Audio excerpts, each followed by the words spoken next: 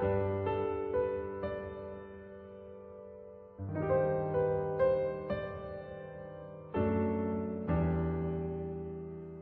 Ibu Saudara, selamat pagi, Shalom. Selamat merayakan Hari Raya Imlek. Pada pagi hari ini kita akan bersama-sama membaca kitab suci dan merenungkannya. Mari kita berdoa. Bapa kami di dalam sorga, terima kasih untuk hari ini. Kami akan membaca firman Tuhan dan merenungkannya. Kiranya Tuhan menolong kami. Di dalam nama Tuhan Yesus kami berdoa dan mengucap syukur. Amin. Bapak, Ibu, Saudara yang dikasih Tuhan, di hari Imlek ini kita akan merenungkan firman Tuhan yang diambil dari 2 Tawarik pasal 36 ayat 11 sampai ayat yang ke-21. Demikian bunyi firman Tuhan.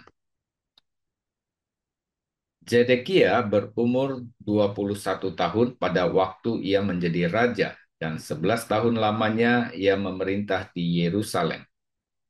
Ia melakukan apa yang jahat di mata Tuhan Allahnya, dan tidak merendahkan diri di hadapan Nabi Yeremia yang datang membawa pesan Tuhan. Lagi pula ia memberontak terhadap Raja Nebukadnezar yang telah menyuruhnya bersumpah demi Allah. Ia menegarkan tengkuknya dan mengeraskan hatinya dan tidak berbalik kepada Tuhan Allah Israel.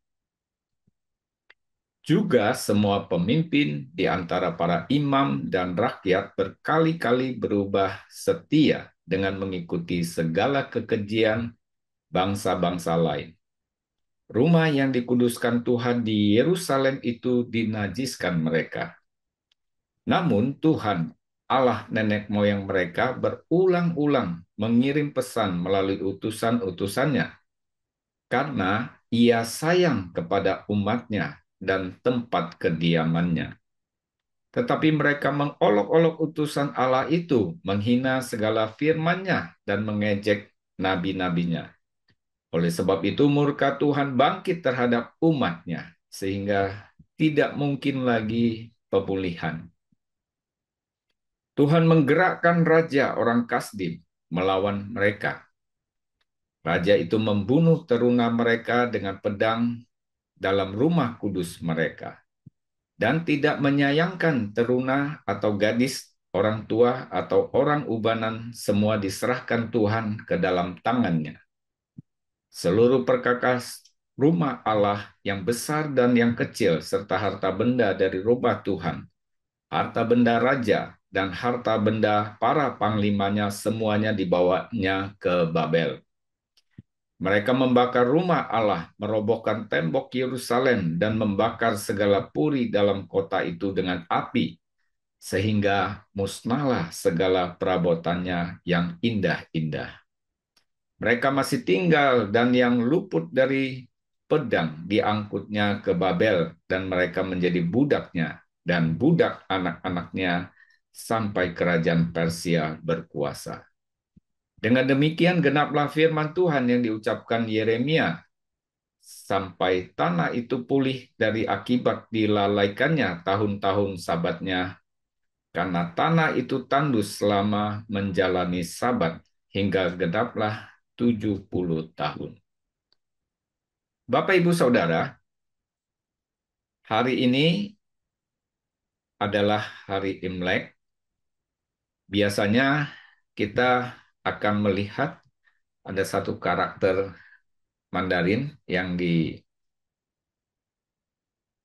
ditempelkan atau di dalam tulisan yang ada di dalam angpau, ya, yaitu kata fu atau artinya keberuntungan. Di dalam karakter itu, satu karakter terdiri dari 4 bagian. Bagian pertama berbicara tentang sub karakter dari kata Tuhan atau Sen. Kemudian yang kedua, sebelah kanan itu ada arti satu. Kemudian di bawahnya ada mulut, dan yang di bawahnya lagi Tian ada yang diartikan sebagai taman atau lahan atau sawah.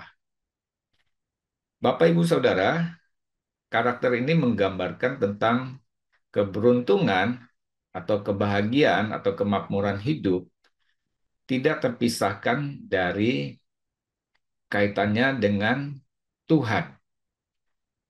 Tuhanlah yang memberkati segala usaha, pekerjaan kita, keluarga kita. Oleh sebab itu kita tidak bisa memisahkan antara hubungan kita dengan Tuhan sebagai pencipta kita. Kita perlu menyadari bahwa segala yang ada pada kita adalah milik Tuhan. Bagian firman Tuhan yang kita baca tadi berbicara tentang keruntuhan umat Israel. Apa yang mereka lakukan, yaitu mereka melakukan apa yang jahat di mata Tuhan. Yang kedua, mereka tidak merendahkan diri di hadapan Tuhan. Kemudian yang ketiga, mereka memberontak. Yang keempat, mulai dari pemimpin sampai rakyat, mereka berubah setia dengan mengikuti segala kekejian bangsa lain. Yang kelima, rumah yang dikuduskan Tuhan di Yerusalem pun itu dinajiskan. Lalu, apa yang dilakukan oleh Tuhan? Firman Tuhan berkata, Tuhan yang penuh dengan kasih setia berulang-ulang mengirimkan pesan melalui utusannya, yaitu para nabi, kepada umatnya, tetapi mereka mengolok-olok utusan Tuhan itu. Mereka menghina firman Tuhan karena ia dan mengejek para nabi. Nah, saudara-saudara, oleh sebab itu mereka dikalahkan musuh, dihancurkan, semua ditawan, mereka dijadikan budak, semua perkakas, sebuah hal yang eh, berkaitan dengan harta benda dirampas. Demikian yang terjadi dalam kehidupan umat Israel pada waktu itu. Di hari Imlek ini, marilah kita merenungkan apakah kita menjalani kehidupan ini sendiri hanya dengan usaha dan kekuatan kita, ataukah kita menyadari bahwa semua yang ada pada kita adalah kepunyaan Tuhan.